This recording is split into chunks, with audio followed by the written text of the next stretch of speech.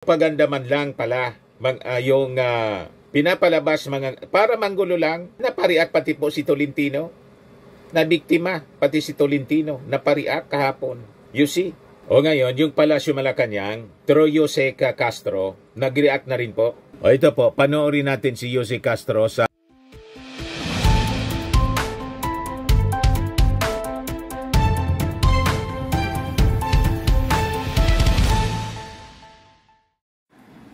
Hello po mga kababayan, si Dante Maravillas Peto, vlogger, broadcaster from Albay, Bicol. 15 days na lang po, eleksyon na. Personal ko po na pinapakiusap sa inyo, number 1 po ninyo sa Senado, Benhur Abalos. Siya yung pinakang kwalipikado at magiging katuwang ng ating Pangulo sa food security sa ating bansa, sa pagtulong sa ating mga magsasaka. Sa mga magsasaka, ito lang. Number 1, papalakasin ko ang kapangyarihan ng NFA kasi tinanggal ito ng rice tariffication. Isipin mo, kung minsan baksak ang presyo, kawawang ating magsasaka. Pero kung meron kang NFA na may sapat na pondo na siya na bibili sa iyo at siya na rin magbebenta open kasi hindi nila pwede ibenta, nakalagay ito sa batas, i-impact lamang nila factory in terms of calamity. They can only sell it if there is a rice emergency. At tanggalin natin yun. Isipin nyo, sabi nga ni Sir Pico, kung libo-libong truck, buong Pilipinas, walang ginawa kundi bumili ng bigas sa mga magsasaka at binibenta mismo direkta sa mga tao. Naku po, masaya na magsasaka kasi ba yung mga bibili dahil nakakabura sila. Hindi ba? Napakasimple. Let's just empower the NFA at yan ang gagawin ko. I will amend the rest of it.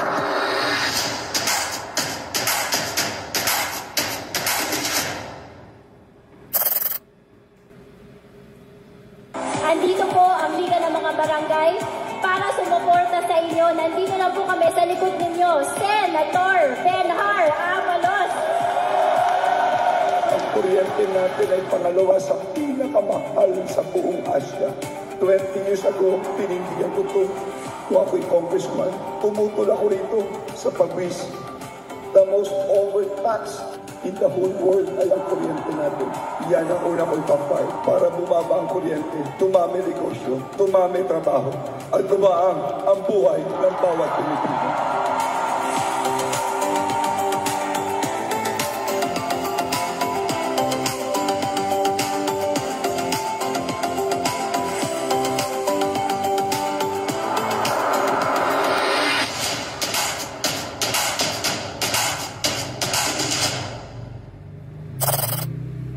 Tandaan po mga kababayan, huwag paluloko baka iboto ninyo Team China. Mawalan tayo ng bansa. Yun nga yung ating pag-usapan ngayon. Kasi mga kababayan, nagpropaganda naman yung China. Napariak po pati si Tolentino, Senator Tolentino po. Kasi sinakop na daw, yun ang mga lumabas na balita. Yung Sunday K, propaganda po ng China pala ito. Sunday K, inagaw ng China. Outrageous assault, kinundina ni Tolentino. Tinawag ni Senate Majority Leader Francis Tolentino na outrageous assault sa soberenya ng Pilipinas ang pagkubkob ng China sa Coast Guard sa China Coast Guard sa Sunday Cay. Iginiit na ang teritoryo ay indisputably ours under international law. Ngayon, fake news pala yun mga kababayan. Na fake news po pati si Tolentino, mga kababayan, ganon katindi ang troll farms na suportado po ng Chinese Embassy. Yung nag-imbestiga mismo na senador, si Senator Tolentino, siya ngayon yung biktima. Ganon kaseryoso po ang fake news. Buti na lang, nag-react agad yung ating Philippine Navy. Nagsaga agad ng maritime operation yung ating Philippine Navy sa Sunday Cay. Yan Philippine holds maritime operation on Sunday Cay to dispel Chinese claim. Yan po. Personnel from the Philippine Navy, Philippine Coast Guard, and Philippine National Police Maritime Group displayed the Philippine flag on Sunday Cay during an inter-agency maritime operation. Kahapon lang po. April 27, 2025 to counter China's narrative that it seized the Cay. Yun ang pinalabas nila mga kababayan at nag-post ng ng picture po sa Sunday Cay na may flag ng China. Ito po. Pati po si Tolentino na biktima. Kaya sabi ni Tolentino kahapon 16 hours ago sa report ng People's Tonight, this brazen intrusion niya must be met by the strongest diplomatic and defensive measures. Sabi ni Tolentino, ito ay makaraang kumalat sa social media ang litrato ng paglaladlad ng mga tauhan ng China Coast Guard ng watawat ng China habang nakatayo sa kalagitnaan ng Sunday Cay. We must not allow foreign forces to trample upon our rights and dignity. The West Philippine Sea belongs to the Filipino people and no intimidation in act of aggression can ever change that, sabi po ni Tolentino. Si Tolentino ang may akda ng Philippine Maritime Zones Act na opisyal na nagpapatibay sa pag-aangkin ng Pilipinas sa West Philippine Sea at talampas ng Pilipinas, dating Binham Rice. We call on all Filipinos to stand firm and defend what is ours, resolutely, lawfully, and without fear, sabi po ni Tolentino. Ayan pala po, propaganda man lang ng China. Talagang ginugulo po tayo. Hindi lang mismo ng China, pati ng kanilang mga agents dito. At ang nakakalungkot, ang mga agents nila dito sa Pilipinas, karamihan po mga politiko. Kung hindi politiko, mga vloggers na malamang sa malamang pinupunduhan ng China through the Chinese embassy. Yung may pinakita po na cheque binayad ng China sa isang kumpanya based sa Makati na sabi nga mga kababayan ng ating mga congressmen, dapat filean po ng kaso. Kasi isa itong pagtraidor mga kababayan sa ating bansa. Kaya nag-react na rin po yung Palasyo Malacanang dito. Sabi po ni PCO Undersecretary Claire Castro, ang ating gobyerno niya is standing ground amid reported Sunday Cay seizure. Ganon katindi sila mga kababayan. Ngayon, balikan muna natin before kong ibigay sa inyo yung reaction ng Palasyo Malacanang. Itong naging sabi ng Philippine Navy natin. Kasi sila yung pumunta ron. So sabi dito sa report ng Manila Bulletin po ito mga kababayan. Para alam ninyo kung ano yung source natin, credible news organization.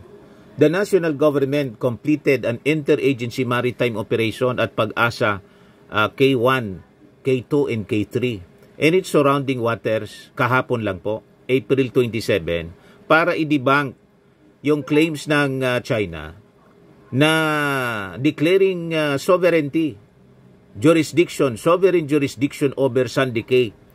At saka naglagay sila ng flag. Fake pala po yon mga kababayan, hindi man totoo. The maritime operation was jointly conducted by Philippine Navy, Philippine Coast Guard, at saka ng Philippine National Police Maritime Group, according to the National Task Force for West Philippine Sea. The operation which lasted for 3 hours and ended at 7:13 a.m.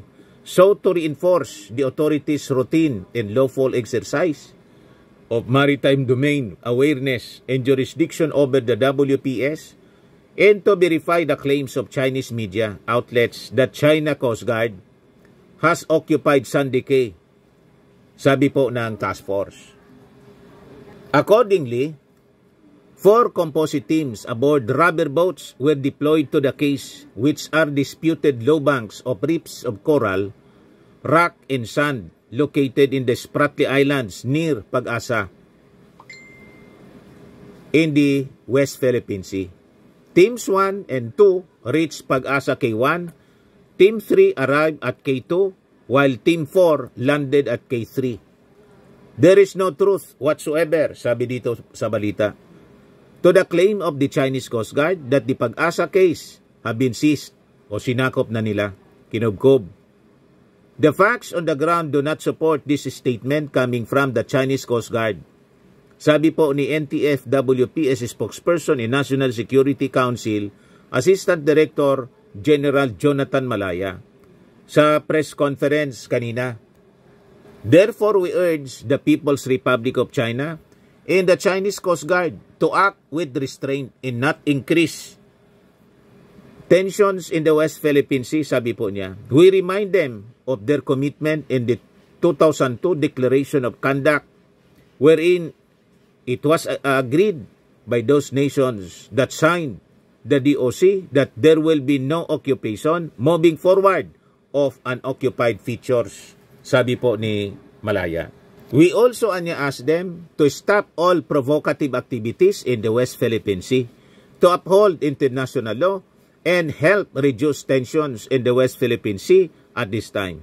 It is not to the benefit of any nation. If these things are happening, nor is it to be to the benefit of any nation if such irresponsible announcements and statements are released to the public and to the world. So yung CCG personnel displayed a Chinese flag on Sunday in the South China Sea and declared sovereign jurisdiction over it in mid-April, according to report by the Chinese tabloid Global Times. Hindi man po yun totoo, mga kababayan. Propaganda man lang pala yung pinapalabas para manggulo lang. Napariak pati po si Tolentino.